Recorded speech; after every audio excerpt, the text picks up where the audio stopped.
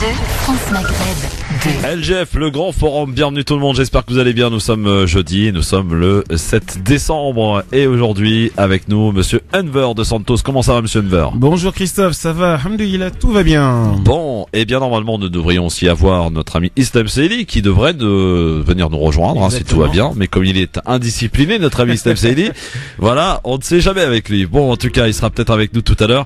Alors mon cher ami Enver, tu vas nous parler d'un avis, ton avis tranché tout à l'heure. Alors dans le titre, faut pas s'y tromper, hein, c'est La République en marche, mais c'est pas vraiment ça. Exactement, donc c'est un petit jeu de mots que j'ai aimé faire.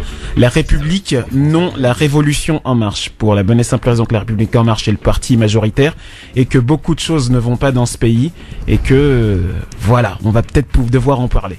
Très bien, et bien on en parlera. Ton coup de cœur? Alors mon coup de cœur, au départ j'avais prévu de faire un coup de cœur sur la génération Y, mais c'est un peu long.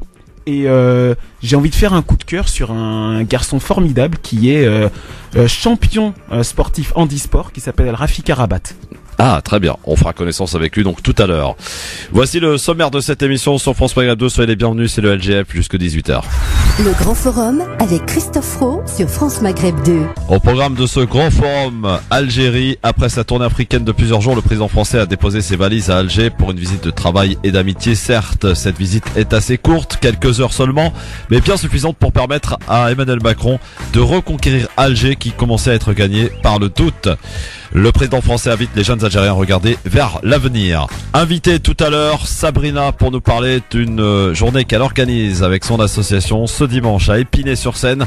On va parler de shopping solidaire tout à l'heure, vous en saurez plus. Islamophobie, une famille musulmane de la grand-mère à la petite-fille s'est vu refuser des soins par un dentiste dans la banlieue lyonnaise, un cas qui rappelle que les femmes sont les plus exposées au racisme anti-musulman. La question du jour, Donald Trump reconnaît officiellement Jérusalem comme capitale Israël et confirme le déplacement de l'ambassade américaine de Tel Aviv à Jérusalem. Selon Mahmoud Abbas, Washington ne peut plus jouer son rôle de médiateur de paix. Le président de l'autorité palestinienne illégitime doit-il, selon vous, démissionner? Vous répondez oui ou non sur Twitter, LGF officiel, ainsi que sur Facebook, France Maghreb 2. Et pour terminer tout à l'heure, en fin d'émission, Libertad, vous aurez la parole au 01 40 33 9000. LGF, le grand forum, merci d'être avec nous en direct avec Enver de Santos, puisque notre ami Islam a un petit problème de voiture, ça peut arriver, hein, Enver. Bon, exactement. Le mieux pour pas en avoir, c'est de pas avoir de voiture. Exactement, faut y aller à pied. Voilà. Écologie. Et ça, c'est, voilà, c'est écologique, c'est, voilà, pas, ça coûte moins cher en plus. Donc c'est parfait. La question du jour aujourd'hui, évidemment, on vous la pose par rapport à ce qui s'est passé, par rapport à l'annonce d'hier soir de Donald Trump. Et on peut parfois regretter d'ailleurs que certains dirigeants ne respectent pas leurs promesses de campagne. Pour le coup, on aurait aimé qu'ils la respectent pas, pour le coup, cette promesse de campagne. Donald Trump, donc lui, joint la parole aux actes, quitte à ouvrir une boîte de Pandore, et plonger le Proche-Orient dans un cercle de feu. Dans un chaos à venir. Comme le dit d'ailleurs ce matin Erdogan, qui promet d'ailleurs pour le 13 décembre d'apporter des annonces concrètes et de rompre ses relations avec Israël. Alors on va voir si ça va se traduire avec les faits, tout cela, affaire à suivre. En tout cas depuis hier soir, la reconnaissance donc de Jérusalem comme capitale d'Israël et le transfert de l'ambassade américaine dans la ville sainte, le locataire de la Maison Blanche a suscité une avalanche de critiques du monde entier qui dénonce donc une initiative unilatérale. Il s'est ainsi attiré les foudres du monde arabe. Côté palestinien, c'est au contraire la colère qui domine. Le Hamas, à la tête de la bande de Gaza, appelle à une nouvelle intifada contre Israël. Ismaël Haniyeh, le leader du mouvement du Hamas, demande aux Palestiniens de se soulever demain, vendredi, jour de rage, a-t-il dit. En attendant, les groupes palestiniens ont appelé à une grève générale aujourd'hui dans les territoires et à Jérusalem-Est. Un appel très suivi, visiblement, d'après les informations que l'on a jusqu'alors. Des manifestations également qui étaient organisées à Ramallah la mi-journée, à Bethléem et puis en Cisjordanie occupée, puis évidemment au cours de la journée dans les différents points de la bande de Gaza. J'ai eu d'ailleurs tout à l'heure au téléphone Ziad Medouk, qui est le directeur du centre d'Al-Aqsa d'Institut français à Gaza, qui me disait que pour l'heure c'était calme, que voilà, peut-être que le pire est à venir pour demain. On l'aura d'ailleurs avec nous demain, puisqu'on consacrera une émission spéciale à toutes ces dernières actualités du côté du Proche-Orient avec Tarek Mami, pour tenter d'analyser, essayer de comprendre, parce que si tant est qu'on s'y attendait quelque peu, il a quand même pris tout le monde par surprise pour le coup. Total. Voilà. C'est On dur. disait peut-être qu'il va pas le faire quand même. T'as l'impression que tu te réveilles d'un cauchemar et en fait non, c'est juste la réalité. Un fou au pouvoir qui va déclencher une guerre qui... On avait pensé qu'il allait s'en sortir avec une petite pirouette, mais même pas quoi. Voilà, donc sachez quand même qu'à la demande de 8 pays, dont l'Égypte, la France, le Royaume-Uni, une réunion d'urgence du Conseil de sécurité de l'ONU a été fixée à demain matin. Voilà donc pour ces informations. Du coup, Mahmoud Abbas qui a réagi évidemment hier, sans réagir avec franchement une réaction qui n'était pas digne. D'où cette question aujourd'hui, doit-il aujourd'hui démissionner? C'est la question que l'on vous pose sur Twitter ainsi que sur Facebook. Twitter LGF officiel, allez-y, rejoignez Twitter, c'est vraiment un outil extraordinaire. Moi je kiffe de plus en plus Twitter.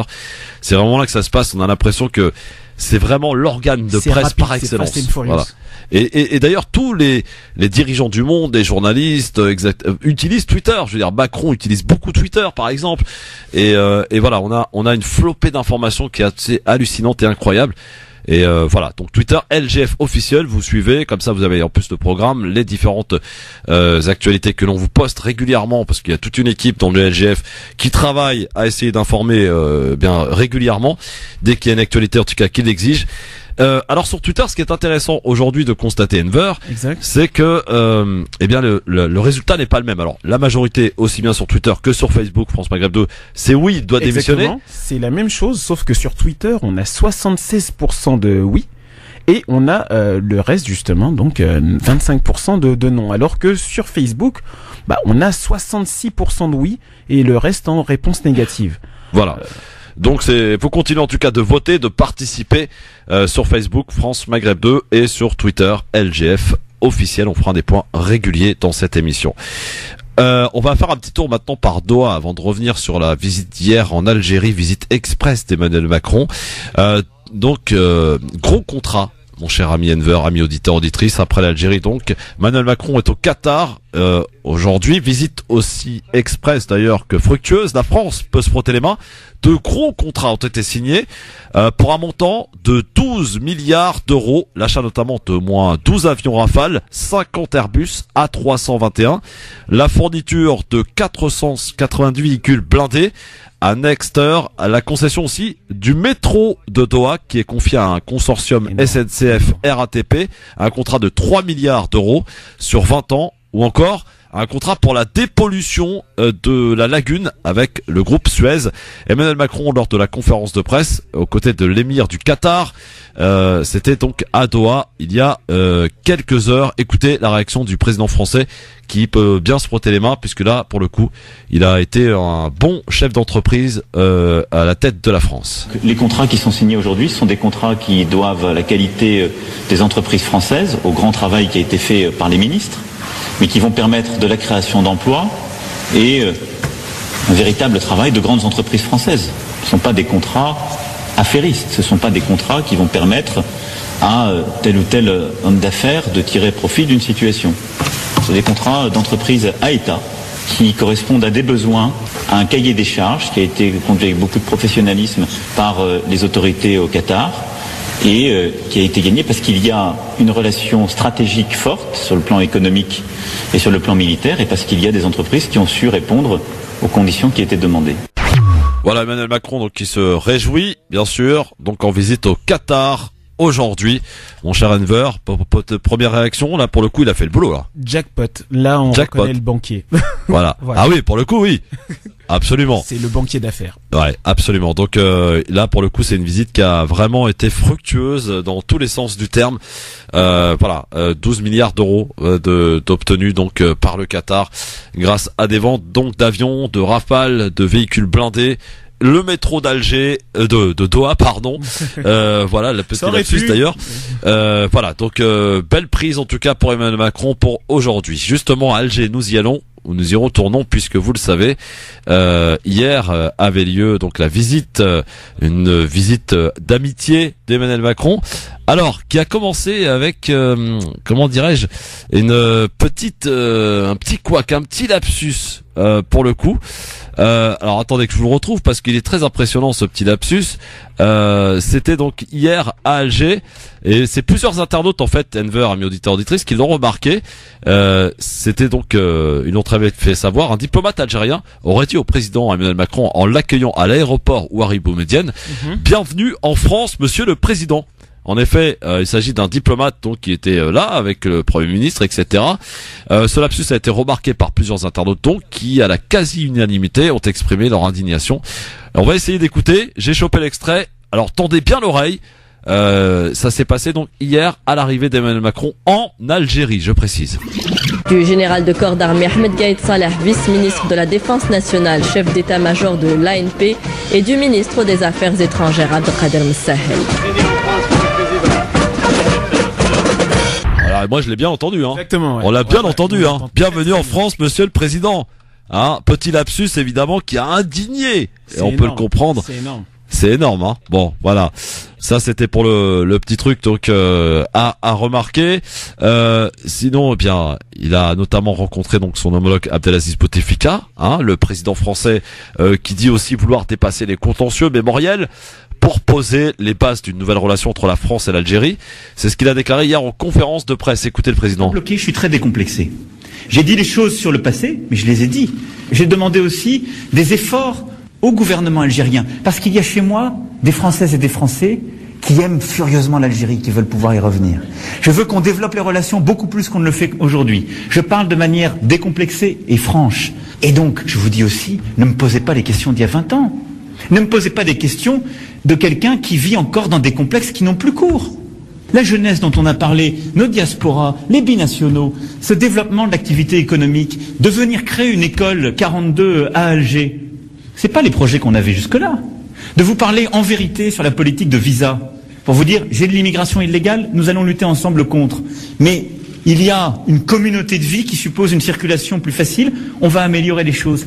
On ne vous a pas dit ça aussi clairement jusqu'à présent. L'ambition que j'ai pour la relation entre l'Algérie et la France n'a rien à voir avec ce qu'on a fait depuis des décennies. C'est une histoire nouvelle qui s'écrit. Une histoire nouvelle qui s'écrit pour Emmanuel Macron à l'occasion de cette visite en Algérie. Il veut vraiment se distinguer par rapport aux autres présidents. Bah écoute, pour l'instant, il suit un peu son chemin de ce qu'il avait dit à Ouagadougou, où justement, pour lui, la France-Afrique n'a plus lieu d'être, et que justement, il veut de nouvelles relations avec les pays africains. L'Algérie étant un pays africain, je pense que ça rentre ça rentre dans sa ligne éditoriale et sur son chemin. Après, reste à voir. Voilà, des paroles, maintenant, c'est à voir. Alors, certes, cette visite était assez courte, hein, quelques heures seulement, mais bien suffisante pour permettre à Emmanuel Macron de reconquérir Alger, qui commençait d'ailleurs à être gagné par le doute concernant les relations avec la France. Dans un entretien à deux journaux algériens, El Kabar et El Watan, il a assuré revenir dans l'état d'esprit d'un ami de l'Algérie, et les Algériens le lui ont bien rendu d'ailleurs. Dans les ruelles d'Alger où il s'est permis une petite promenade, les Algérois sont venus nombreux l'acclamer, lui souhaiter la bienvenue et parfois l'interpeller sur telle ou telle question, notamment celle de la mémoire évidemment, qui est beaucoup revenue. Comme en témoigne d'ailleurs cet échange quelque peu houleux avec un Algérois. Écoutez. Ok, je sais. C'est votre âme. qui s'est passé. Ça fait longtemps qu'elle l'a suivi. Mais c'est pas, on va dire que qu'elle évite un petit peu le. Mais qui évite quoi? Moi j'évite quelque chose, j'évite de venir vous voir, j'évite de dire ce qui s'est passé, mais il s'est passé des choses, comme j'ai dit. Il y a des gens qui ont vécu des histoires d'amour ici, il y a des gens, il y a des Français qui aiment encore terriblement l'Algérie, qui ont contribué, qui ont fait des belles choses, il y en a qui ont fait des choses atroces. On a cette histoire entre nous. Mais moi j'en suis pas prisonnier. Mais vous avez quel âge? Mais vous avez jamais connu la colonisation. Qu'est-ce que vous venez m'embrouiller avec ça? Non, vous, votre génération, elle doit regarder l'avenir. Monsieur, j'en ai pas connu, mais vous allez me comparer. Mais je sais, Qu'est-ce que vous venez m'embrouiller avec ça? Répond Macron donc à un jeune de 20 ans par rapport à la colonisation. Enver. Tu vois, c'est malin, mais voilà, encore une fois, là, il y a un manque de pédagogie certain, dans la mesure où il pourra toujours dire, ouais, qu'est-ce que vous venez m'embrouiller? Il parle pas voilà, le gars fait comme si à un moment donné, il n'était pas président, parce que il est jeune, etc. Sauf qu'à un moment donné, faut arrêter. La colonisation a eu des effets qu'on ressent encore aujourd'hui, que, voilà, certes, les jeunes n'ont pas vécu, Mais à un moment donné, peut-être qu'il doit sortir de sa bulle et comprendre que les effets de la colonisation existent encore aujourd'hui dans la tête des parents qui le transmettent à leurs enfants. Et voilà, il y a des manières de répondre, il y a des manières d'expliquer les choses, et je pense que pour l'instant, il a tout faux, quoi. Alors, le président Macron a-t-il mis un trait sur les déclarations tenues par le candidat Macron en février dernier à Alger sur la colonisation, qualifiée alors de crime contre l'humanité? Je ne suis pas quelqu'un qui est incohérent, c'est la même personne qui vous parle, affirme-t-il, tout en assumant le passé colonial de son pays. Le Macron a exhorté les jeunes Algériens à regarder vers l'avenir. J'ai le regard d'un homme de ma génération, a-t-il dit, d'un président élu sur un projet d'ouverture. Je connais l'histoire, mais je ne suis pas otage du passé. Nous avons une mémoire partagée, il faut en tenir compte, mais je souhaite désormais, dans le respect de notre histoire, que nous tournions ensemble vers l'avenir, a-t-il rappelé dans un entretien accordé à El Watan. Aux médias qui ont couvert également son bain de foule, il a répété le même message. C'est une page d'avenir que je vais ouvrir avec une nouvelle génération algérienne qui doit regarder différemment la France, qui doit regarder différemment les promesses de son pays. C'est pour moi très fort, et d'ajouter, je veux transmettre un message au peuple algérien à travers cette visite, que je veux une France aux côtés de l'Algérie, qui aide la jeunesse algérienne à réussir. Notre mission est d'aller de l'avant et de prendre des décisions structurantes pour les prochains mois, les prochaines années, notamment en matière économique et de sécurité collective, parce que les liens qui les unissent sont forts. Donc dans la langue française, une histoire commune, une forte communauté algérienne vivant en France, etc. Les deux pays peuvent faire beaucoup de choses ensemble, plus qu'un partenariat d'exception entre l'Algérie et la France, comme souhaité par Jacques Chirac ou François Hollande. Le président Macron espère voir les deux pays bâtir un axe fort avec l'Algérie. La France doit construire un axe fort, un axe autour de la Méditerranée qui se prolonge vers l'Afrique, a-t-il soutenu dans un entretien de la presse algérienne. Une proposition forte qu'il a certainement essayé de vendre au Premier ministre algérien Ahmadou Yahya et à son vice-ministre de la Défense Ahmed Salah, qui l'ont reçu donc hier après-midi à la résidence de Zeralta, en attendant donc son tête-à-tête avec le président Bouteflika. Alors, les mots sont là, c'est fort, c'est poignant. En tout cas, il veut montrer qu'il est différent des autres présidents. Il veut bâtir effectivement cette relation particulière avec l'Algérie. Enver, est-ce que tu penses que cela est possible ? Je pense que et de quelle manière ? Je pense que tout est possible. Mais justement, tu poses bien la question, de quelle manière ? Tout passera par l'éducation de nos peuples, de nos deux peuples justement, le peuple français et le peuple algérien.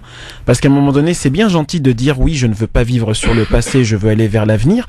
Mais quelqu'un qui s'est fait agresser et violemment agresser, pour pas dire pire, tu peux pas lui demander d'oublier comme ça, et tu peux pas demander non plus à ses enfants d'oublier que son père ou sa mère s'est fait agresser.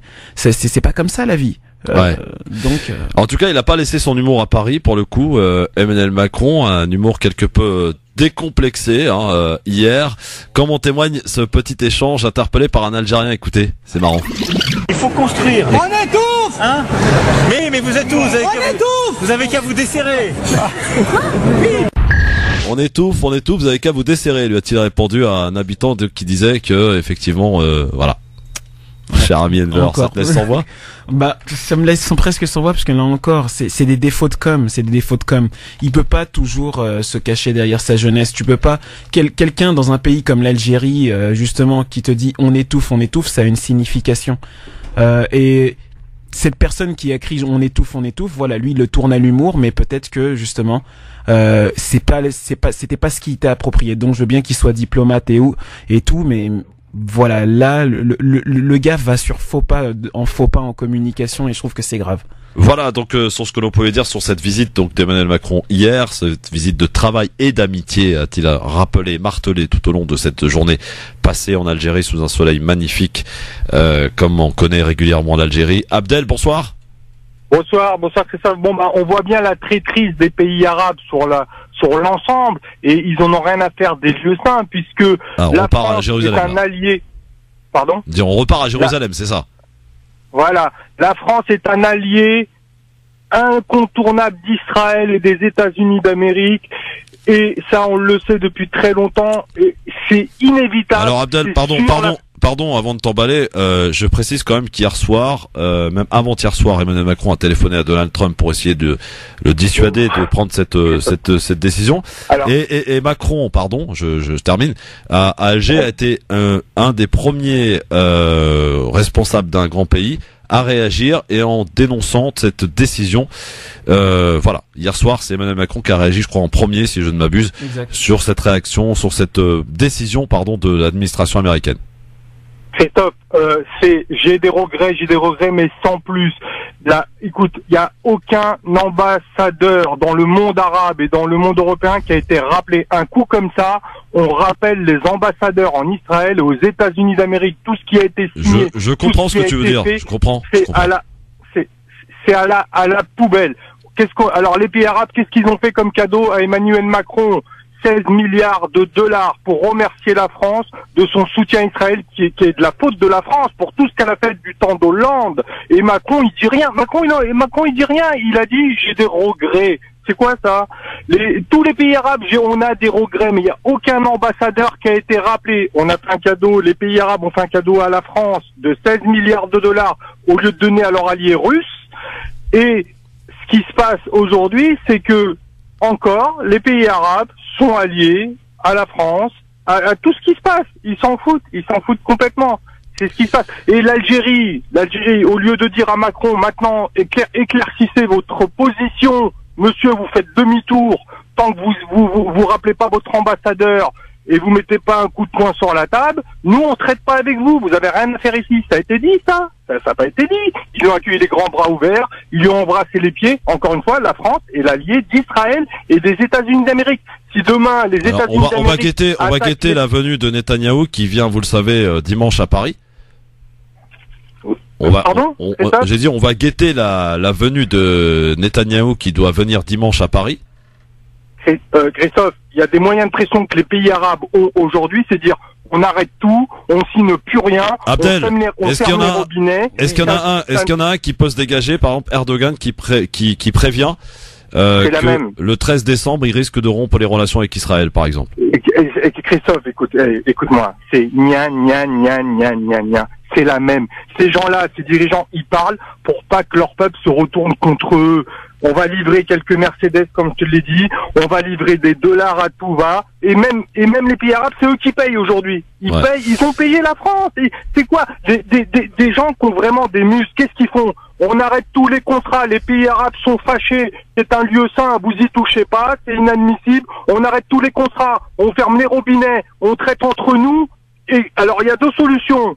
La Russie se lie aux pays arabes et les États-Unis d'Amérique et si les États-Unis d'Amérique attaquent les pays arabes, la France elle va y aller. Elle n'a pas le choix, elle est dans l'OTAN et elle est derrière Israël. C'est la faute de la France. La France a toujours été avec Israël. Merci Abdel. Est-ce que tu partages l'avis d'Abdel ou peut-être un peu plus mesuré, Anwar? Je dirais que c'est du 50-50. La réalité, c'est un peu ce qu'a dit Abdel, c'est que effectivement, les présidents n'ont pas réagi. Mais c'est pas qu'ils en ont rien à cirer, c'est de la géopolitique. C'est de la géopolitique. À un moment donné, la géopolitique a des enjeux financiers, des enjeux sociaux, les enjeux religieux. Justement, ça passe loin. Et ça, faut bien le comprendre. Je suis pas en train de dire qu'ils ont raison. C'est que c'est de la géopolitique. Et à un moment donné, parce que c'est de la géopolitique, la décision va être avant tout, stratégique, militaire, économique. Parce que ils veulent se faire de l'argent avant tout ou de bonnes relations. Malheureusement, c'est comme ça qu'aujourd'hui se passe. Maintenant, c'est au peuple d'agir, je dirais. On reste avec nous dans un instant, l'avis tranché d'Enver Dos Santos que vous allez pouvoir, d'ailleurs, si vous avez les réseaux sociaux, voir sur le Facebook France Maghreb 2, à suivre sur France Maghreb 2 en direct, le LGF jusqu'à 18h. France Maghreb 2, France Maghreb 2. Le LGF, le grand forum, merci d'être avec nous messieurs dames en direct jusqu'à 18h avec Enver Dos Santos, bien sûr, pour nous accompagner aujourd'hui, vous, avec vos appels au 01 40 33 9000 pour nous joindre évidemment et échanger avec nous, réagir bien sûr sur cette visite d'Emmanuel Macron hier en Algérie, sur ce pactole aujourd'hui au Qatar, sur la décision évidemment de l'administration américaine hier de Donald Trump, donc qui, je le rappelle, a déclaré qu'il reconnaissait Jérusalem comme capitale indivisible d'Israël et qu'il allait transférer, ça va prendre du temps évidemment, l'ambassade américaine de Tel Aviv à Jérusalem. Les Palestiniens, le Hamas qui appelle donc demain au déclenchement de la 3e intifada, demain jour de colère, des manifestations qui ont lieu depuis ce matin donc en Palestine, même depuis hier soir, et réaction du monde arabe et d'Erdogan aussi qui promet le 13 décembre des annonces fortes. Voilà un petit peu en résumé, d'où la question du jour aujourd'hui par rapport à la réaction de Mahmoud Abbas qui n'en disait pas une finalement. Doit-il démissionner selon vous? Vous réagissez bien sûr sur Facebook France Maghreb 2 ainsi que sur Twitter LGF officiel. Est-ce que Monsieur Enver est prêt? Eh bien, il semblerait que je n'arrive pas à te taguer, mais tranquille. Ah bon? Ouais. Ah, c'est bizarre ça. Bon, c'est pas grave, on va se taguer autrement alors. Donc dans un instant, l'avis tranché que vous allez pouvoir d'ailleurs, si vous le souhaitez, voir aussi sur Facebook, puisque nous allons déclencher ce live Facebook en direct pour que vous puissiez donc profiter donc de cet avis tranché que va nous présenter notre ami Enver Dos Santos dans un instant sur France Maghreb 2. À suivre aussi un zapping. Tiens, on va reparler. C'est vrai que les médias en ont beaucoup parlé de la mort de Johnny Hallyday, mon cher ami Enver. On a quand même perdu deux grosses personnalités cette semaine. Jean d'Ormesson, dont les funérailles auront lieu demain matin. Tout à fait. Et du coup d'ailleurs, on devait aussi parler d'Emmanuel Macron qui devait recevoir des cultes à l'Élysée. Sachez que ce rendez-vous a été repoussé parce que justement il y a cet hommage national. Et pour l'hommage concernant Johnny, alors, apparemment ils ont vu les choses en grand, hein, donc descente du cercueil donc de Johnny sur les Champs-Élysées, concert gratuit, enfin ça va être un truc de ouf samedi. Visiblement la France tout entière donc et le regard fixé sur ce qui se passe concernant donc les obsèques de Johnny Hallyday, l'artiste, le rock'n'roll attitude, peut-être un des rares artistes que la France a perdu, une véritable icône hein, pour le coup. Donc Johnny Hallyday, ça sera samedi. C'est bon Enver? Ouais, on y va. Allez, c'est parti pour l'avis tranché. Jingle, messieurs dames. 5, 4,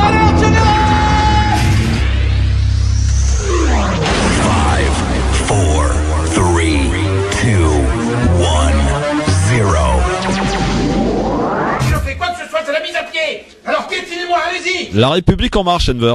Eh bien, effectivement, c'est un petit jeu de mots.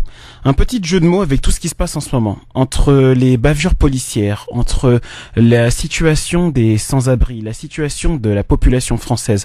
On a l'impression que justement rien ne va plus en France, que rien ne va plus, mais surtout que l'État français a oublié ses citoyens.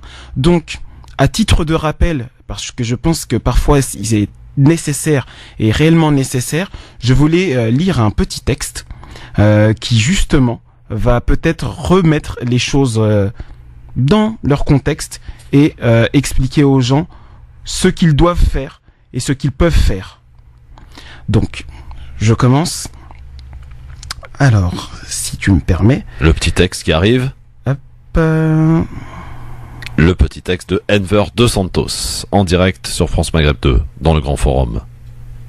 Bah écoute, il semblerait que le petit texte donc a disparu, donc je vais faire très simplement et très rapidement. Le texte en fait c'est la Déclaration des droits de l'homme et du citoyen. La Déclaration des droits de l'homme et du citoyen qui garantit à chacun des droits et des devoirs depuis 1789 et qui fait partie du bloc de constitutionnalité justement de la République française. Le bloc de constitutionnalité c'est quoi? Le bloc de constitutionnalité c'est justement ce qui va caractériser la législation en France. C'est ce qui va faire que la Constitution va protéger ses citoyens. Et parmi justement ce bloc de constitutionnalité, il y a la Déclaration des droits de l'homme et du citoyen qui garantit non seulement le droit de pouvoir jouir de ces droits de la meilleure des manières que ce soit sans nuire à autrui, mais il y a des choses tout simplement comme le droit de culte, le droit justement de croire et le droit de ne pas croire, le droit d'être nourri, le droit de manifester, le droit de réagir. Et tout ça c'est dans ce bloc de constitutionnalité. Mais il y a, et j'attire votre attention là-dessus, et c'est pour ça que je voulais lire la Déclaration des droits de l'homme et du citoyen, il y a dans un des articles, si je ne me trompe pas, l'article 7, cet article 7 dit que en cas de bavure policière, et parce que là je fais vraiment un résumé en vulgarisant, en cas de bavure policière, en bavure de l'État, il est normal et naturel que justement cette bavure policière soit réprimée par la loi, parce que la Constitution et les droits de l'homme et du citoyen nous protègent. Aujourd'hui, la situation se dégrade en France donc de plusieurs manières, et malheureusement les gens oublient leurs droits. La réalité, chers amis, c'est que le savoir est une arme. Le savoir est une arme et à un moment donné, il faut bien se rendre compte que connaître ses droits, c'est la première des armes. Donc, moi, je vous dis à vos plumes, citoyens. Super, la chute est parfaite, mon cher Enver. Merci beaucoup. Nous étions en direct sur Facebook. Vous pouvez d'ailleurs revoir cet avis tranché sur France Maghreb 2, sur le Facebook bien sûr, en direct. Vous voyez, c'est du direct, hein, parfois avec ces petits désagréments, mais ça peut arriver en tout cas. Bravo Enver pour cet avis tranché, et que vous pouvez évidemment bien sûr aller taguer, aller cliquer sur j'aime et surtout commenter, nous donner votre réaction. Justement, 01 40 33 9000 si vous souhaitez réagir à cet avis tranché de notre ami Enver Dos Santos, d'accord ou pas d'accord avec Enver Dos Santos. 01 40 33 9000, faites-le savoir bien sûr dans cette émission Le Grand Forum. Dans un instant, on va accueillir notre invité sur France Maghreb 2 puisqu'elle est arrivée juste à l'heure. Bravo. Ouais, Sabrina. Bonjour Sabrina, comment ça va? Bonjour Sabrina. Bah dites donc, hein. C'était de l'express là pour le coup, hein. Mais non, mais j'attendais dehors, j'avais froid. Oh bah oui, non mais d'accord, oui. Ça va Sabrina? Ça va et toi? Installe-toi, je t'en prie. Merci.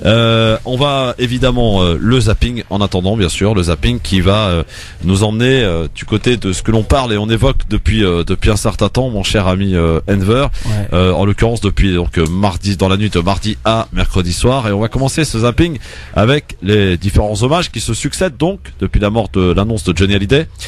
Cette émission en direct qui avait lieu hier sur France 2, présentée par Michel Drucker, l'un de ses grands potes. Émouvant.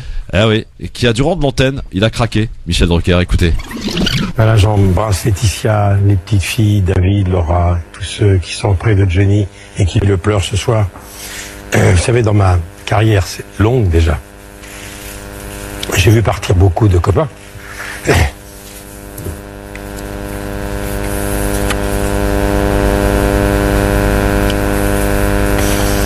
Lui, c'était spécial. Je vous demande pardon. Tu aurais pu vivre encore un peu, Johnny. Oui, je sais que nous nous reverrons un jour ou l'autre. Salut mon pote.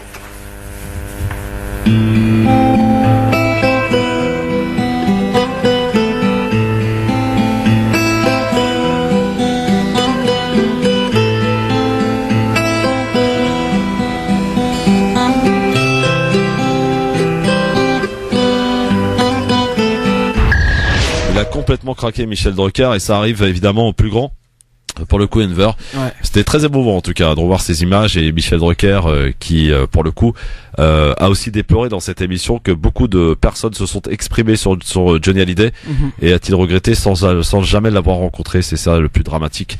Et ça, on peut le remarquer d'ailleurs dans beaucoup de faits d'actualité où vous avez ces pseudo-spécialistes qui arrivent en plateau et qui se présentent comme étant un spécialiste de tel ou tel truc, mais sauf qu'ils n'ont aucune notion. Exactement. Et ça, c'est dramatique. Et c'est vrai que j'ai aimé en tout cas la réaction de Bourdin ce matin lorsqu'il a interviewé Drucker et Jean-Claude Camus, qui est l'un de ses producteurs historiques de Johnny Hallyday. Il a dit, moi, je ne prétends à rien, je n'ai jamais rencontré Johnny, donc je ne prétends absolument à rien. Voilà, pour le coup, c'est bien de l'admettre aussi de temps en temps. Alors, autre chose, dans évidemment autour de la mort de Johnny Hallyday, on en a parlé à l'Assemblée nationale hier, qu'a pris la parole le Premier ministre à l'Assemblée nationale lors de la séance de questions au gouvernement. Si, je vous assure. Je suis né en 1970. C'est-à-dire bien après que Johnny Hallyday a commencé à chanter.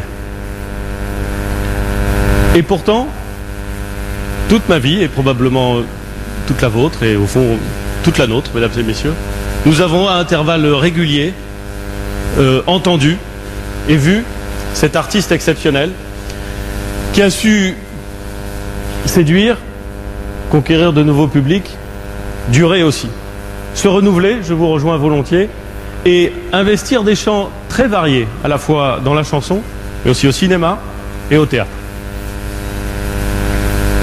Il avait une place particulière. Je suis bien persuadé que partout en France, quand on évoque le nom de Johnny Hallyday, il y a une chanson qui arrive, c'est pas toujours la même bien entendu, pour chacun des Français. Mais il faut aussi reconnaître le deuil de cette famille, et puis dire combien nous avons pu, tout au long de nos vies, et pour encore très longtemps j'en suis sûr, être bercés, animés, réveillés parfois par des chansons de Johnny Hallyday. Alors Enver, ta réaction peut-être par rapport à toute cette médiatisation, enfin toute cette information à outrance autour de la mort de Johnny Hallyday. Alors il est vrai que c'était une icône, c'était une personnalité aimée des Français pour le coup, une carrière exceptionnelle qui a su traverser toute une époque et plusieurs générations. Et j'avoue que j'aime à répéter cette phrase quelque peu magique qu'a eu Emmanuel Macron en guise de réaction. on a tous quelque chose en nous de Johnny, parce que finalement, que ce soit les enfants, les jeunes, les moins jeunes, connaissent forcément une chanson de Johnny. On l'a entendu forcément à la radio. C'est voilà, quand on voit par exemple sur certaines radios musicales 3 jours de Johnny Hallyday non-stop, c'est ça, on y va fort quoi.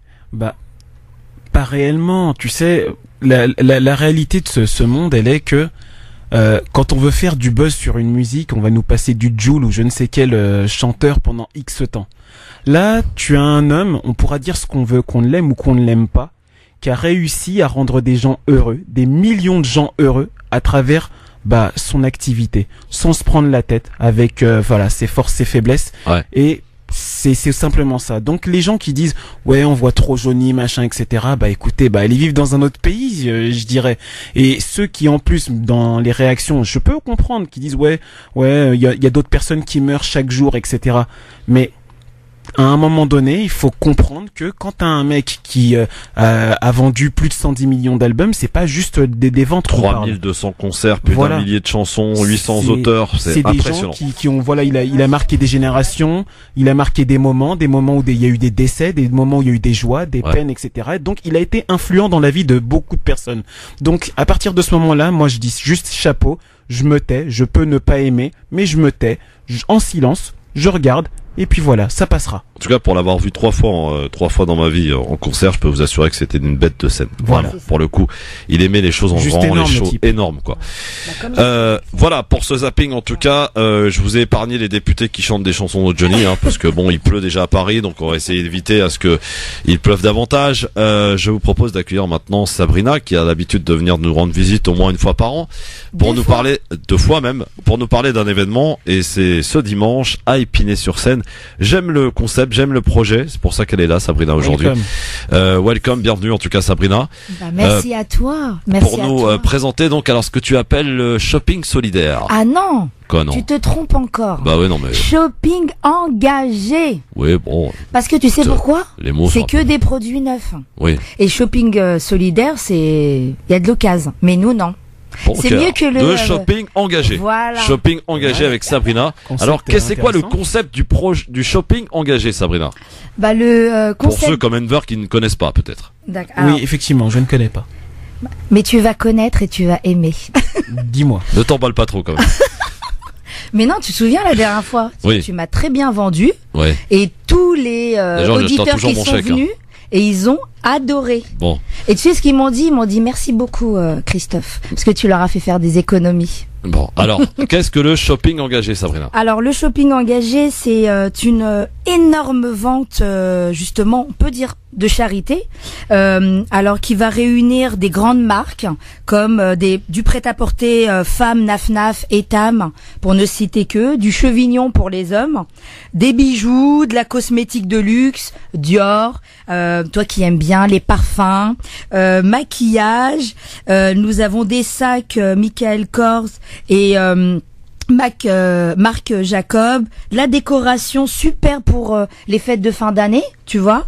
On a évidemment, il va y avoir des défilés, une journée juste démentielle avec des produits de luxe. Il y aura des créatrices qui vont faire défiler, par exemple comme Jeu de Dames.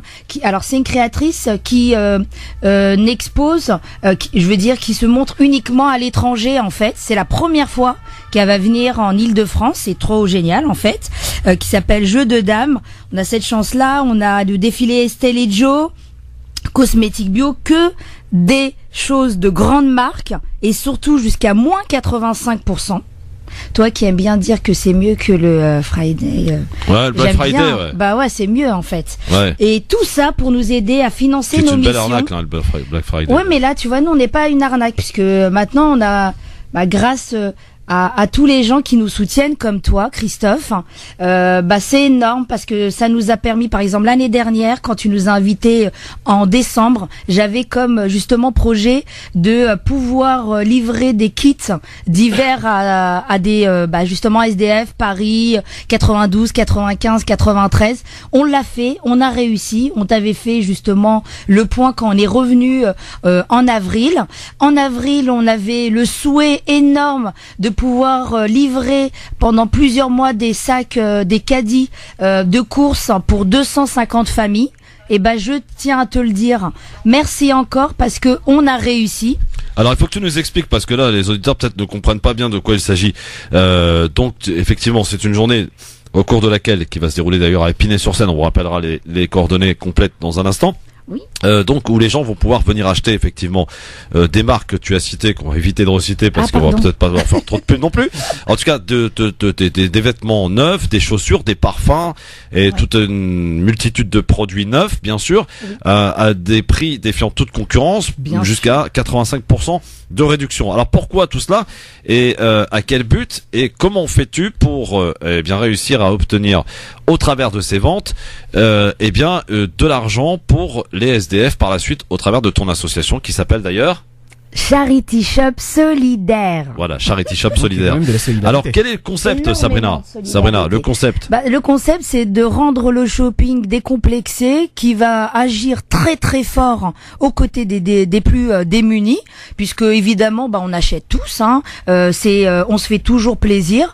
Là pour une fois cet argent là va servir à celui qui en a le moins et parfois même à aider à une survie. En fait, puisque vous savez quand on agit pendant l'été, quand la majorité des restos du cœur sont fermés, c'est une survie parce que ils ont pas un autre lieu. Ça c'est juste génialissime. Alors comment on fait? C'est beaucoup de détermination, c'est beaucoup de volonté, c'est beaucoup de l'amour envers l'humain. C'est des partenariats avec les marques en question. Comment tu fais pour convaincre les marques? C'est que des partenariats. Ils nous permettent, ils nous autorisent de casser les prix parce que tout simplement c'est pour la bonne cause. Puisque par exemple quand tu vas dans un magasin où la veste en cuir, je ne cite pas la marque, va coûter 150 € pour une femme, 200 € pour une femme et que nous on va la mettre à 50 €. Ou quand tu vas prendre une veste, une doudoune justement de grande marque d'hommes que je reciterai pas, qui coûte 900 € que tu vas l'avoir à 150 €. Bien sûr qu'on a des autorisations, on ne peut pas casser leur marché comme ça, mais ça vaut le coup parce que ça fait quand même déjà 4 ans qu'ils nous suivent, 4 ans qu'on a su justement gagner leur confiance, et c'est pas pour rien en fait, parce qu'ils ont vu ce qu'on faisait avec, et là on a un énorme projet, énorme, c'est pour ça que cette vente-là, elle est encore plus importante qu'avant, puisque ce projet c'est d'ouvrir une boutique qui va être la première boutique déjà phare, qui va être en plein centre d'Épinay-sur-Seine, mais qui va accueillir, qui n'aura pas justement de discrimination territoriale. Elle pourra accueillir des personnes qui sont sans domicile, pour l'instant des femmes qui sont hébergées par le SAMU social. Et ces femmes-là, on va les coacher, on va les relooker, leur donner confiance en elles pour un retour à l'emploi. C'est le plus beau projet que Charity Shop a pu avoir. Et sans vous, sans vos achats, on ne pourra pas y arriver. Alors nous, on a mis le paquet. On a fait en sorte que vous passiez une super bonne journée avec de la restauration, des produits vraiment de grande qualité. C'est des beaux cadeaux. Et pour une fois, ça va nous aider à financer un énorme projet, parce que quelle est la plus belle des choses que d'offrir l'autonomie à celui qui n'a rien? Je pense. Enver, petite question peut-être au travers. Est-ce que tu as bien compris le concept d'abord? Écoute, j'ai bien compris le concept et je trouve le concept super intéressant. Et c'est vrai que c'est un peu, tu sais, le coup de cœur qu'on a fait la semaine dernière justement. Ces gens qui donnent sans rien attendre en retour. Ouais. Et voilà, c'est une belle chose. Il y a de plus en plus. Là où je trouve dommage, plutôt, c'est que là encore, ça nous prouve une fois que c'est le peuple qui doit agir et que l'État ne fera rien malheureusement. Donc moi je dis bravo et franchement faut continuer. Alors je sais pas si t'as dans le projet peut-être de t'acheter des nouvelles affaires, des belles chaussures, du bon parfum de marque à des prix défiant toute concurrence. En tout cas c'est vraiment dimanche prochain que ça se passe. Donc dimanche nous serons le 10 décembre. Ça se passe à Épinay-sur-Seine. Bon, vous inquiétez pas, Épinay-sur-Seine, c'est en France, c'est à côté de la région, à côté de Paris, en l'occurrence. Exactement. L'adresse, les coordonnées complètes, Sabrina, explique, parce que les auditeurs là ont hâte. C'est une magnifique salle, toujours la même, parce qu'elle est juste géniale, de 600 mètres carrés. Le Chanawaz, le Palais Chanawaz, 15-19 avenue Salvador Allende. 93 800 Épinay-sur-Seine. Je vais te donner l'infolane pour ceux qui ont des questions à poser. Notez. Voilà, 07 83 81 49 43. Je répète, 07 83 81 49 43. Vous allez pas le regretter, il y aura vraiment des belles choses. On a eu plus de 3000 visiteurs, ils ont adoré vraiment, et c'est un concept, ils nous ont demandé de les rappeler. Alors je sais que j'ai eu des demandes de dire oui, c'est bien, mais est-ce que ce concept peut peut-être s'exporter en dehors de Épinay-sur-Seine? Oui, bien sûr, c'est ce qu'on compte faire, et on va en faire plus. Après, on en fait d'autres. Par exemple, j'en ai fait, mais on va dire moins aussi énorme que celui d'Épinay-sur-Seine. On l'a fait aussi à Paris. Mais c'était dans un lieu qui était plus petit, du coup, côté communication. Ouais. C'est même pas la peine. On le fait que avec nos membres ou avec le bouche à oreille, parce que déjà on est juste surchargé. C'est un concept qui est génial. Alors moi je vais rebondir par rapport à ce que tu fais, à ce que tu as dit par rapport à l'État. Ce qui est dommage, moi je trouve que non. C'est pas spécialement dommage, parce que moi ça a fait naître, grâce à mon association, des femmes formidables, des hommes formidables qui mettent leur amour, leur passion au service de l'autre. Et si l'État aurait tout fait, peut-être que ces femmes-là n'auraient pas donné aussi bien, parce que l'État va être, tu sais, trop carré. Il y aura pas de passion, il y aura pas d'amour, il y aura pas d'empathie. Ça sera que du carré en fait. Mais la vie, l'associatif, moi je trouve ça génial, les associations qu'il y a. Moi ce que je trouve déplorable, c'est qu'on donne pas les moyens aux associations de réussir, parce que nous on n'a pas de subvention de l'État. Là, c'est ça qui est, je trouve, dommage. Moi, j'ai pas forcément envie que ça soit l'État, parce que l'État n'aura pas autant d'amour que nous on a à celui qui n'a rien. Ça, c'est important. Moi, ce que je fais, on le fait vraiment avec toute notre équipe. On bosse comme des dingues, tous nos partenaires, parce que franchement, on leur fait pas de pub, mais ils sont trop géniaux de nous donner des dons pour que justement on y arrive. Parce que même s'ils nous ont nous ont fait confiance, c'est énorme, mais honnêtement, je trouverais plutôt le message à passer, c'est que il y a une force en France. Les associations, évidemment, il faut pas mettre tout le monde dans le même panier, mais il y a vraiment des associations magnifiques, et on a cette chance-là, nous, d'y participer, d'avoir des femmes et des hommes dévoués à celui qui n'a rien sans rien demander. C'est nous, nos bénévoles. Il y a des mannequins qui viennent défiler. Un mannequin, je sais pas si tu sais, mais ça coûte super cher. Elles viennent gratuitement. On a des miss qui viennent. C'est la beauté vraiment qui est au max, et elles viennent gratuitement. Mes bénévoles, elles ont même pas un truc gratos, quoi. Et elles bossent vraiment pendant 3 jours pour que tout soit impeccable. Et il y a surtout des bonnes occasions à faire, quoi. Au lieu d'acheter dans les magasins, au lieu d'aller acheter du parfum que vous allez acheter à 100 €, vous allez les trouver à 40 €. C'est des parfums de marque, il n'y a pas de blabla. Les fringues, mais venez, il y a plein de manteaux dans toutes les tailles. C'est des manteaux, mais vraiment qui sont magnifiques, luxueux. Il y a des hauts, des bas. On a mis le paquet, Christophe, et il faut nous donner cette force, et il n'y a que vous qui pouvez nous donner cette force. Venez, c'est le 10 décembre 2017 au Chanawaz, justement le 15-19 avenue Salvador Allende. Exactement, il est juste magnifique. En même temps, vous pouvez venir manger. Ah oui, il va y avoir des animations. Par exemple, il va y avoir des selfies que vous pouvez prendre et prendre votre... Ouais, c'est un nouveau concept. Vous êtes modernisé alors. Exactement.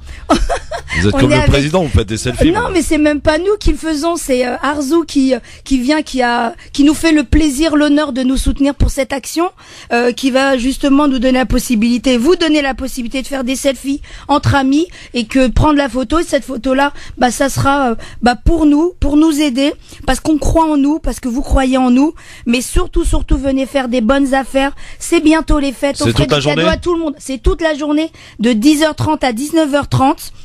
Mais je te conseille un truc, viens dès le début. Parce que ça part vite forcément. Ça part vite, c'est juste génial en fait au fond. On est victime de notre succès, mais on est toujours heureux et on a cette chance-là. Bon. Chanawaz 15-19 avenue Salvador Allende à Épinay-sur-Seine, 07 83 81 49 43. Et surtout, si vous ne trouvez pas, vous tapez sur Facebook Charity Shop Solidaire, Charity Shop Solidaire. On compte sur vous, c'est ce dimanche. Venez vous éclater, passer une bonne journée en famille. Il y a un stand de jeux vidéo, vous allez vous éclater. Voilà. Il faut que tu t'arrêtes au bout d'un moment. Mais non, c'est tellement passionnant. Bah oui, non mais là, je sais, non mais ça va, elle a le peps, en tout cas, c'est incroyable, hein. Exactement. On te voit, on a du mal à t'arrêter. Bon, j'ai réussi pour le coup, parce que j'ai la pub. Et la pub, tu comprends?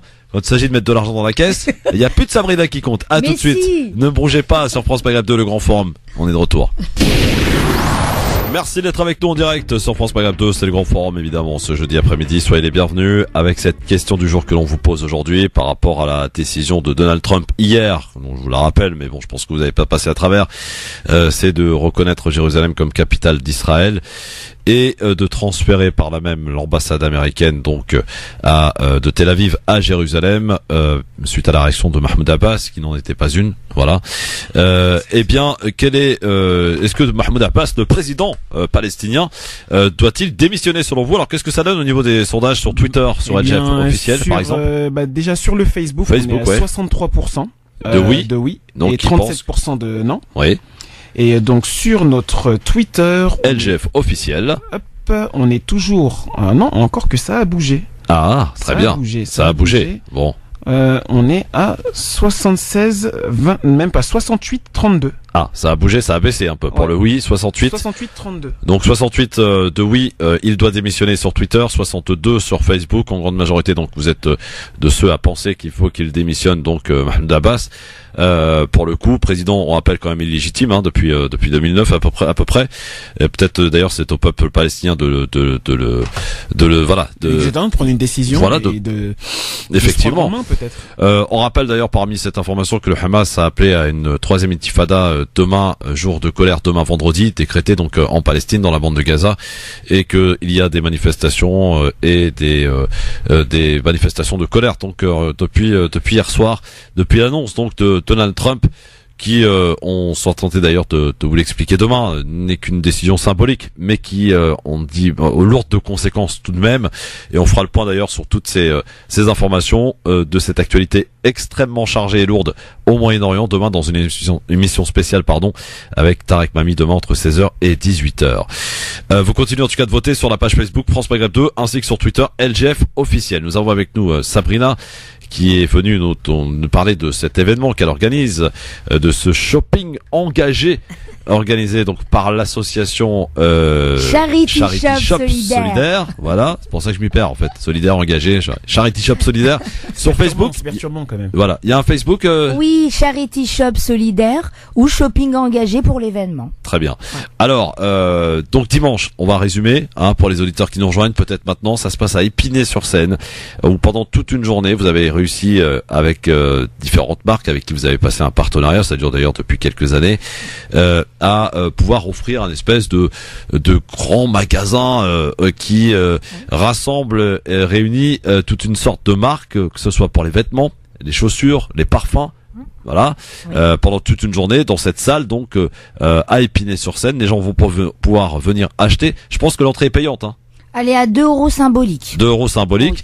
Oui. Et alors toute cette recette qui sera, j'en suis sûr, importante au-delà de dimanche, servira pour les sans-abri. Bah exactement, ça va nous servir à financer notre future boutique qui va nous permettre de coacher et de relooker, ça c'est le plus important, et surtout pour un retour à l'emploi.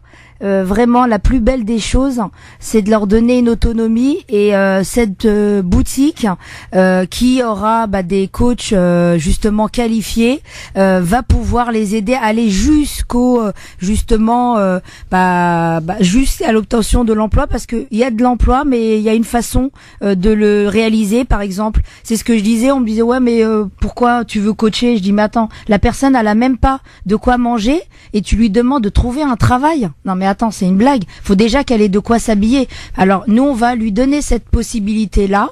On a déjà des partenaires justement qui vont nous aider à mettre tout en place bien. J'espère que là on pourra te faire un point de toutes les personnes qu'on aura réussi à faire en sorte qu'ils aient un emploi. Et après, évidemment, l'emploi, tu sais ce qui va se passer. C'est après, c'est l'appartement. Voilà. Alors, avant que je te libère, ma chère Sabrina, il faut qu'on rappelle et qu'on soit concis, précis et utile. Dimanche 10 décembre, à Épinay-sur-Seine, pour ceux qui veulent venir faire des affaires et en même temps participer généreusement, j'ai envie de dire, à l'aide concernant votre association et les différentes actions que vous menez pour les sans-abri depuis de nombreuses années d'ailleurs. On rappelle donc des vêtements, il y a des chaussures. Il y aura des chaussures de marque, voilà, de luxe. Ouais. Il va y avoir de la cosmétique bio, il va y avoir des défilés, des robes de soirée comme c'est bientôt jour de l'an. Je trouve que c'est sympa. Autant afro que justement moderne. Il va y avoir pas mal de bonnes choses, des décorations, de la déco, mais il va aussi y avoir aussi des petits cadeaux à offrir. Ça c'est super, c'est aux Infoline en tout cas pour toute information complémentaire. C'est 07 83 81 49 43. J'insiste pour dire que tous ces produits sont neufs. Ouais. Et alors, jusqu'à moins 85%. Parle-nous d'un exemple. On va prendre un exemple concret. Oui. Je sais pas, on va prendre un manteau. Oui. Cite-moi la marque d'un manteau. D'accord, ok. Alors, homme ou femme, ou je peux faire les deux. On est des bonhommes, nous. Hein. Bah, par exemple, Chevignon. Ouais, Chevignon, d'accord. Voilà. Tu vas le trouver en magasin entre 600 et 900 euros. Ouais. Le même manteau. Ce jour-là, il sera à 150 euros. Neuf, avec tout nickel. Pas mal, Enver. Hein. Voilà, ouais, super. mal, et pour les femmes, moi, je veux bien le mettre. Pour les femmes, le manteau qui sera entre, 160 et 250 euros, bah il va être tout simplement à 50 euros, pas plus. Hein. Et c'est ça qui est génial en fait. Pourquoi c'est moins cher pour les femmes? C'est pas normal ça. Bah mais attends, mais Chevignon, mais Chevignon c'est du luxe. Ouais, t'as un cuir chevigneux, tu le gardes toute ta vie. Ouais. Tu vas me dire que les cuirs de Naf Naf, c'est trop génial aussi. Hein. Ouais. Tu les gardes aussi très longtemps en fait. Alors parfum, tiens, parfum, cite-moi une marque. Bah écoute, les marques, je vais te dire une. J'aime bien la prendre au mais dépourvu. Là, t'as été trop fort pour moi, mais attends, je vais. Qu'est-ce que tu mets comme parfum, Enver?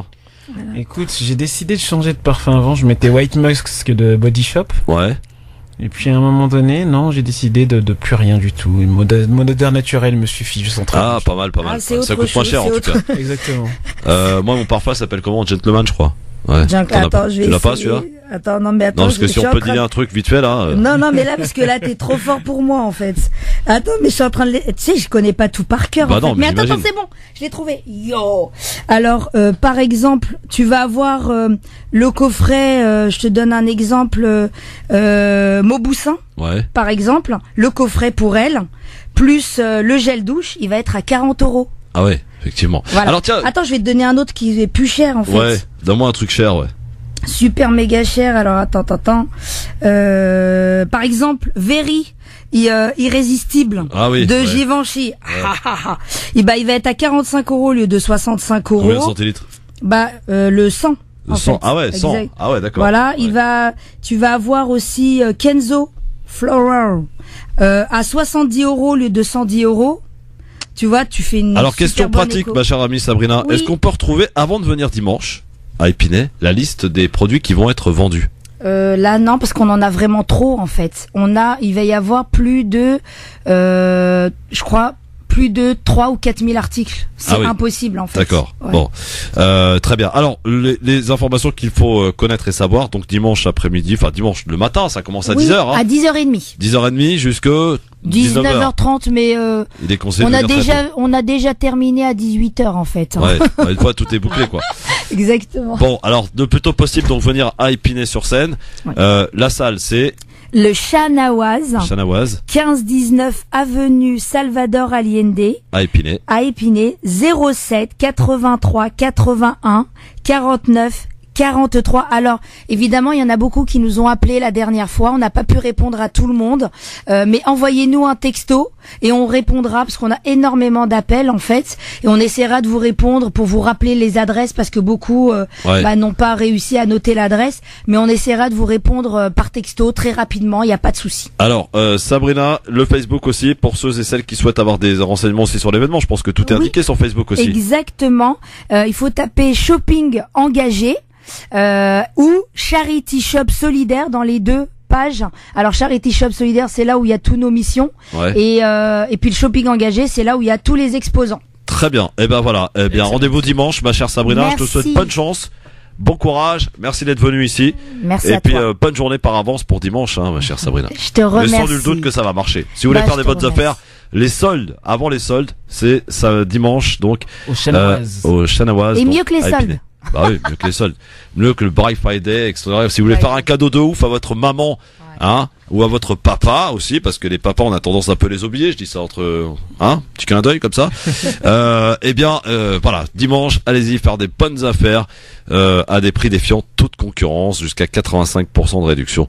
Et en plus de cet achat, j'allais dire solidaire et engagé, eh bien vous allez bien vous faire plaisir et en plus faire plaisir à ceux qui en ont besoin à travers les différentes missions de l'association de Sabrina. Merci beaucoup Sabrina. Merci beaucoup. À très bientôt. Merci Sabrina. Alors, bienvenue à vous sur France Maghreb 2 dans le grand forum. Vous pouvez donc nous appeler maintenant au 01 40 33 9000. Parce que j'ai un truc à vous dire, Enver, amis auditeurs, auditrices. Il faut que je vous raconte cette histoire absolument incroyable. C'est une histoire d'islamophobie. Qu'on pourrait même qualifier d'islamophobie ordinaire. Un sexagénaire, sa fille et sa petite fille ont été interdites de soins en novembre par une dentiste auprès de qui elles avaient pourtant pris rendez-vous. C'est d'abord Dabia, 62 ans, et sa fille, 37 ans, toutes deux portant le foulard. À leur arrivée au cabinet, ce serait vu signifier de 7 novembre dernier, pour être très précis, un refus catégorique de soins par la dentiste après que leur présence ait été enregistrée par la secrétaire du cabinet dans la métropole de Lyon. Ça se passe là lorsque la dentiste arrive, c'est ce que raconte en tout cas cette dame. Elle prend ma fille à l'écart, elle lui dit: je ne peux pas vous prendre car je ne soigne pas les gens voilés comme vous. Sur le coup, nous avons passé qu'elle était dans son droit, nous sommes partis, raconte la dame. De retour chez elle, celle-ci se rappelle que sa petite fille, âgée de 10 ans, avait également rendez-vous avec la dentiste 2 jours après le leur. Après s'être présentée donc et demandé si la dentiste pouvait prendre la petite, la secrétaire lui demande de patienter afin de demander au docteur et lui répond qu'elle a bien fait d'appeler car ça ne sert à rien de venir. Pour Dabia, c'était le nom de trop. Sa petite fille est évidemment pas voilée à 10 ans. Ça m'a fait mal au cœur, dit-elle, rapporte en tout cas cet article. Donc Dabia et sa fille ont donc décidé de contacter SOS Racisme ainsi que l'ordre des dentistes. La fille de Dabia affirme avoir réellement réagi lorsqu'elle avait refusé de prendre la petite. Elle aurait pu simplement me demander d'enlever mon foulard, dit-elle. Si je gênais pour les soins, je l'aurais fait. Un cas d'islamophobie en l'occurrence ordinaire qui rappelle, Enver, amis auditrices, auditeurs, que les femmes musulmanes, et en particulier celles qui portent le foulard, sont les principales victimes de l'islamophobie. Encore une fois, une histoire bien triste dans ce beau pays qu'est la France, Enver. Tu sais, c'est bien au-delà de l'islamophobie. Je pense que ça rappelle des pages très très sombres de l'histoire humaine. À un moment donné, les gens n'arrivent pas à comprendre que nous répétons les mêmes erreurs avec les mêmes conséquences. C'est-à-dire refuser quelqu'un parce qu'il est différent. On place des mots comme islamophobie, antisémitisme, etc. Mais c'est simplement rejeter quelqu'un parce qu'il est différent. Et le truc, c'est qu'on sait où est-ce que ça a conduit la première fois. Mais on dirait qu'on n'apprend pas. On n'apprend pas parce que voilà, on dirait que antisémitisme et islamophobie, ça n'est pas la même chose. C'est la haine de l'autre, malheureusement. Bah, faudrait qu'elle porte plainte finalement, parce que c'est totalement interdit de soigner, de refuser de soigner quelqu'un pour ce type de raison. D'ailleurs, un médecin se doit de soigner quelqu'un. Totalement. Voilà. Donc, je voulais vous raconter cette histoire qui n'est pas un cas isolé évidemment, mais cela illustre bien, encore une fois, que à chaque fois qu'il y a eu de l'islamophobie, celles qui en ont payé le prix fort, ce sont les femmes, et en particulier celles évidemment qui se font, qui se distinguent par le port du foulard, forcément. Ça se reconnaît plus facilement, mais c'est juste intolérable et insupportable de continuer de voir ce type d'image, ce type d'affaires. Saleha, bonsoir.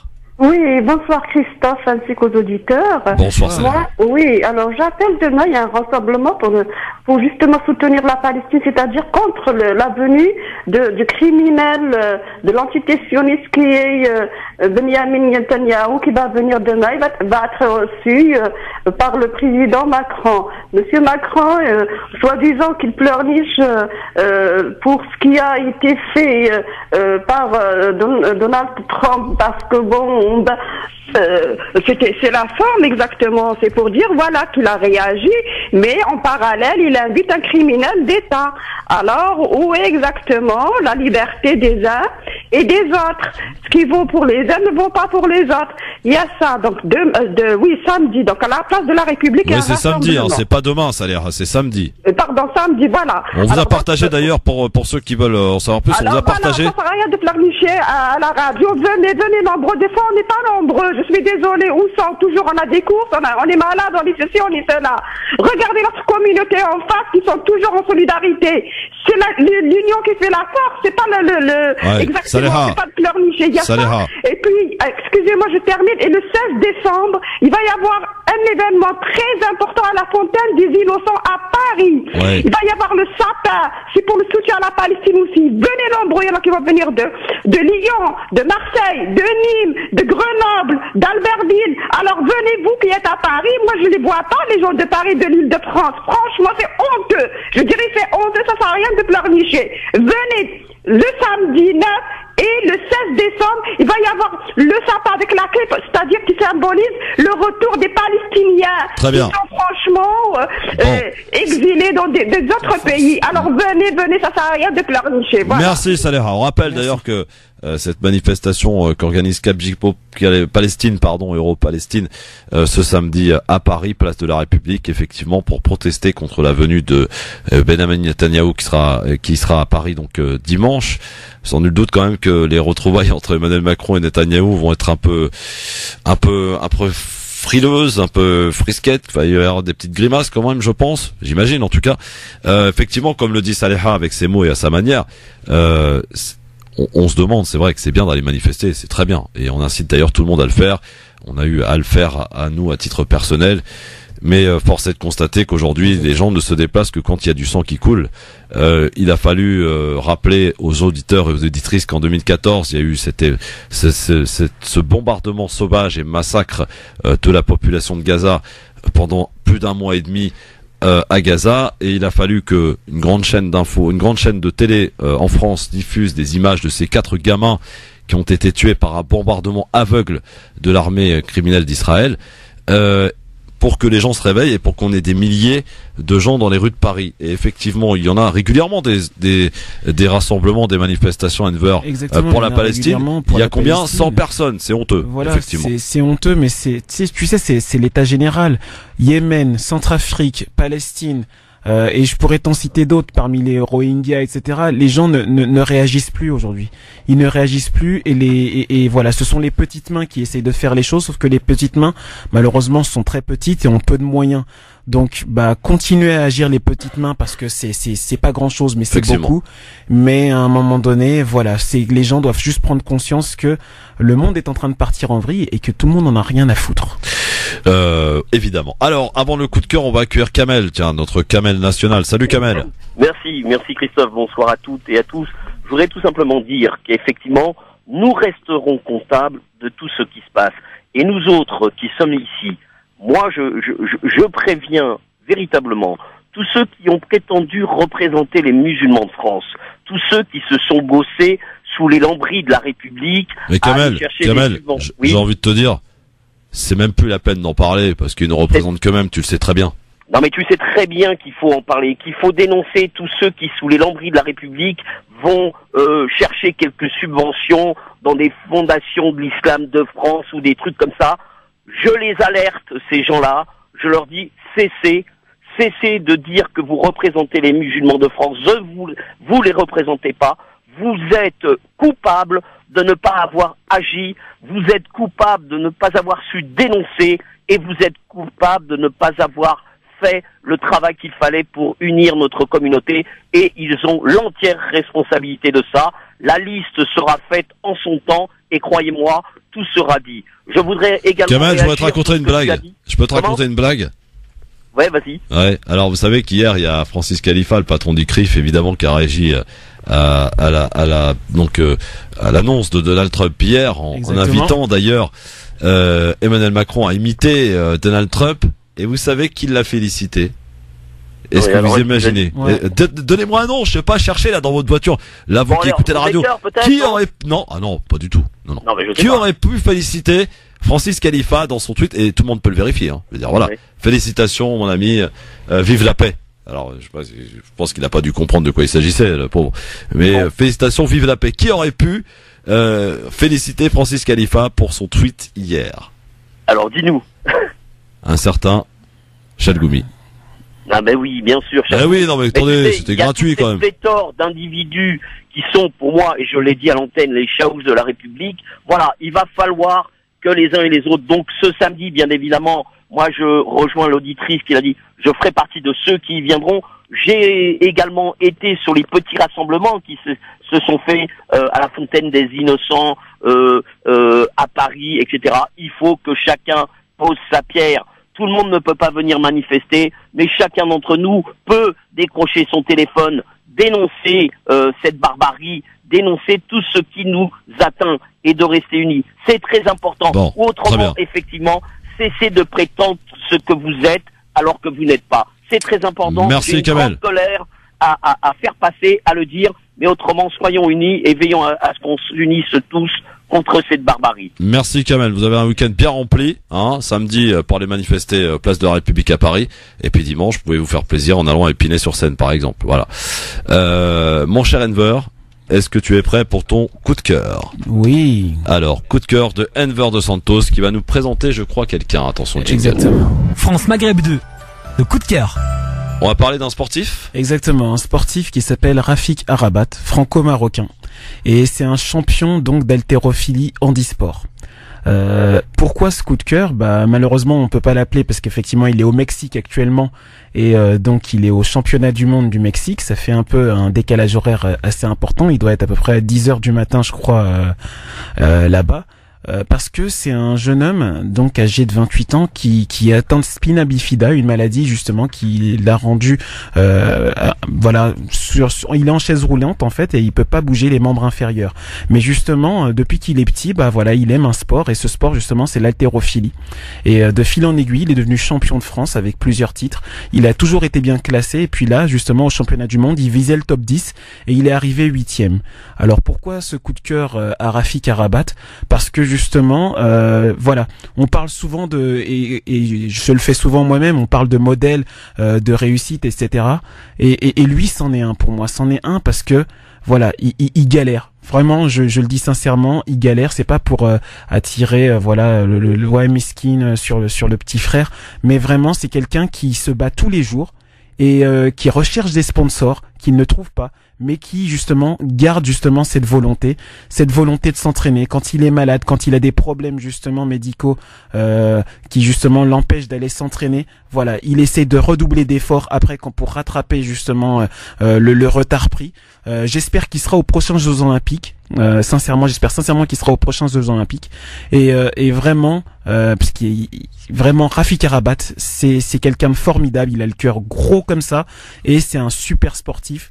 Donc allez sur sa page Facebook. Félicitez-le pour sa 8e place donc au championnat du monde de powerlifting pour avoir soulevé près de 191 kilos. C'est énorme, mais voilà, chapeau bas. Ah ouais, quand même, hein. Il y a du muscle, hein. Il y a du muscle. Grave. Bon, merci beaucoup Enver. Dans un instant, messieurs dames, Libertad, ça débarque évidemment en direct sur France Maghreb 2. Vous allez pouvoir nous appeler au 01 40 33 9000. Je ne sais pas qui vous êtes ni ce que vous allez nous dire. En tout cas, vous allez pouvoir le faire et prendre la parole en toute liberté sur France Maghreb 2 dans un instant dans le cadre donc de Libertad. Vous voulez connaître la dernière invention par rapport à Johnny? Oui. Eh bien, avant chaque match de Ligue 1 et de Ligue 2 ce week-end sera diffusée une chanson de Johnny Hallyday. Là, j'ai quand même tendance à croire qu'on en fait un peu trop pour le coup. Là, c'est un peu trop. Si on est champion, là, voilà, tous ensemble, ça va être dur. Ça va être très dur. D'autant que ça n'avait pas porté chance à l'époque. Ah, grave. À tout de suite sur France Maghreb 2. Eh ben, écoutez, on est super bien gâtés, hein. T'as vu, Enver? Ah oui, alors, c'est compliqué de faire de la radio la bouche pleine quand même. Ah, je tiens à le préciser. On a eu donc des invités formidables juste avant. Ouais. Et là, on est gâtés par les gâteaux. Que dire de plus? Moi, je trouve que l'équipe du LGF, franchement, elle devient de plus en plus top. Ah, top. Parce que hier, Nadir nous a fait le thé à la menthe. Oh là là. Aujourd'hui, notre ami Medjen nous ramène des pâtisseries. J'imagine que le couscous, c'est pour bientôt, hein. Ah, grave. Hein? Il n'y a pas d'heure pour en manger, comme on dit là-bas. Donc, c'est parti, messieurs, dames, pour Libertad. Comme ça, on va le temps de faire une petite pause là pour le sucre qu'on est en train de mettre dans notre corps. Libertad 01 40 33 9000. Je sais pas d'où ils viennent ces pâtisseries, mais ils sont très bonnes, hein, Medjed. Exceptionnel. Ouais. Tu peux pas faire la pub, non? Vas-y. Ah bon, d'accord. Bon. Allez, France Maghreb 2, bonsoir. Oui, bonsoir, monsieur. Oh, Kamel, non, c'est bon, pas ce soir. Tu vas appeler tous les soirs, Kamel. Faut pas abuser non plus. Faut changer un peu. Hey, Kamel, il y a d'autres auditeurs, tu sais, t'es pas le seul à mon avis sur la terre. Donc Libertad, c'est pas non plus le fan club de tous des auditeurs de Kamel. Hein. 01 40 33 9000. Tu nous rappelles la semaine prochaine, mon cher ami Kamel, s'il te plaît. 01 40 33 9000. Évidemment, en toute Libertad, que vous soyez de Marseille, Dijon, Clermont-Ferrand. Je prends vos appels en direct. France Maghreb 2, bonsoir. Allô. Oui, bonsoir Christophe. Bonsoir. Envers et puis tout le monde. Quel est votre prénom, cher ami? C'est Ali de Palaiso. Salut Ali de Palaiso, comment ça va Ali? Ça va, alhamdoulilah, et vous? Oui, ça va très bien. Qu'est-ce qui se passe Ali? J'ai juste un coup de gueule. Allez, on t'écoute pour ton coup de gueule. Pour Jérusalem. Ouais. Avec la complicité des wahhabistes.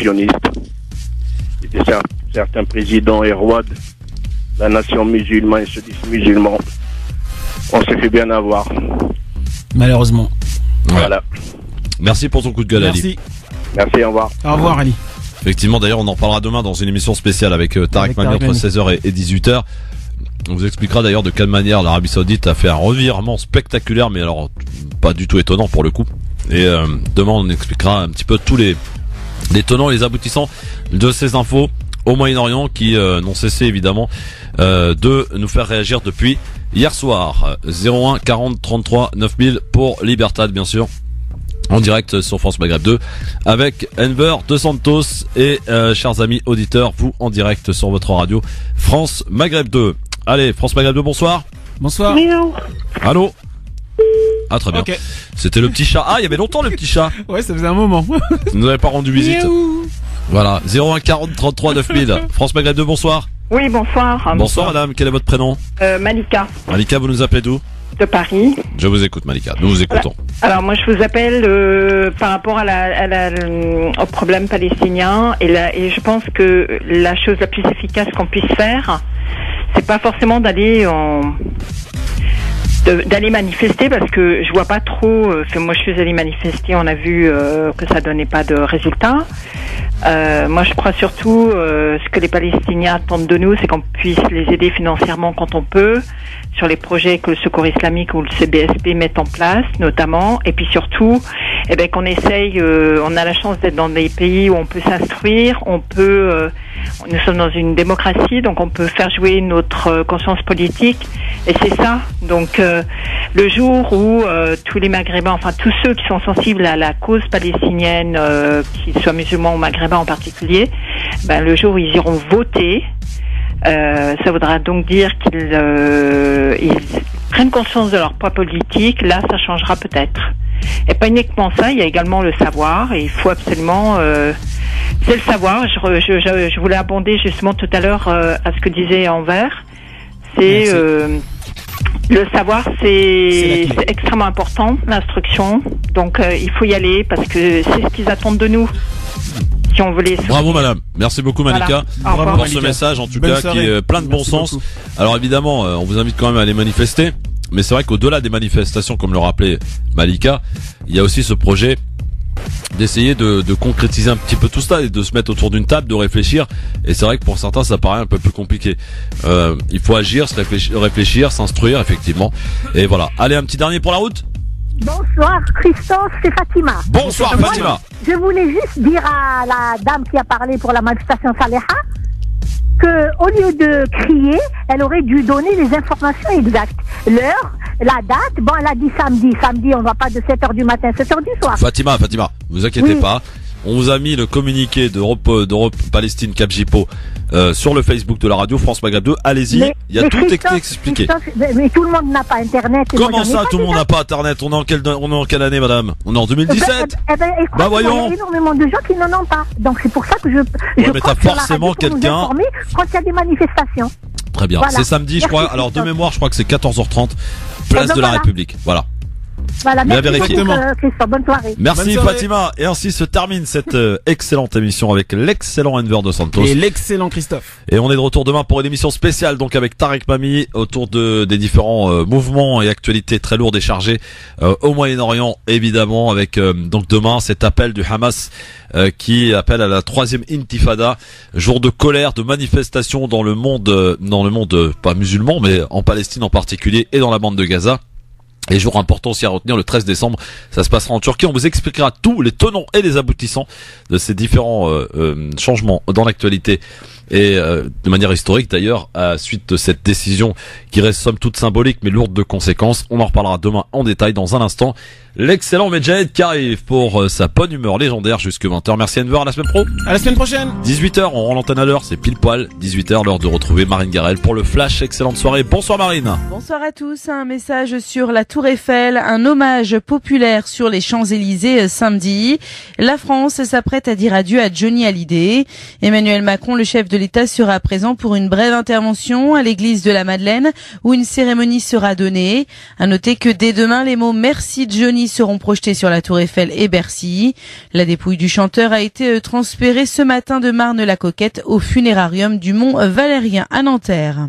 Dans l'actualité également, plusieurs Palestiniens blessés cet après-midi en Cisjordanie et dans la bande de Gaza, dans des heurts avec l'armée israélienne.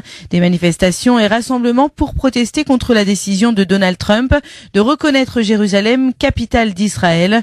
Le mouvement islamiste palestinien du Hamas appelle de son côté à une nouvelle intifada contre l'État hébreu. Emmanuel Macron au Qatar aujourd'hui. Le chef de l'État confirme la signature de près de 12 milliards d'euros de contrats.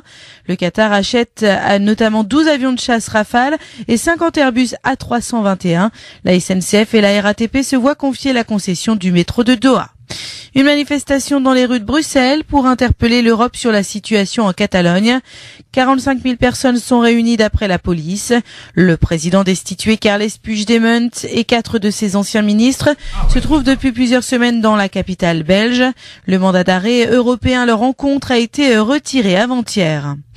Le 20 octobre 2012, 73 militants de l'association Génération Identitaire avaient occupé la mosquée de Poitiers dans la Vienne. Plus de 5 ans plus tard, la justice s'est prononcée. 5 d'entre eux écopent de 40 000 euros d'amende, 1 an de prison avec sursis et 5 ans de privation de droits civiques. Sport football, Marseille espère bien rejoindre Nice et Lyon en 16e de finale de la Ligue Europa de football. L'OM a besoin d'un match nul seulement. Coup d'envoi de la rencontre peu après 21h. France Maghreb 2, service, info, musique, divertissement. France Maghreb 2. France Maghreb.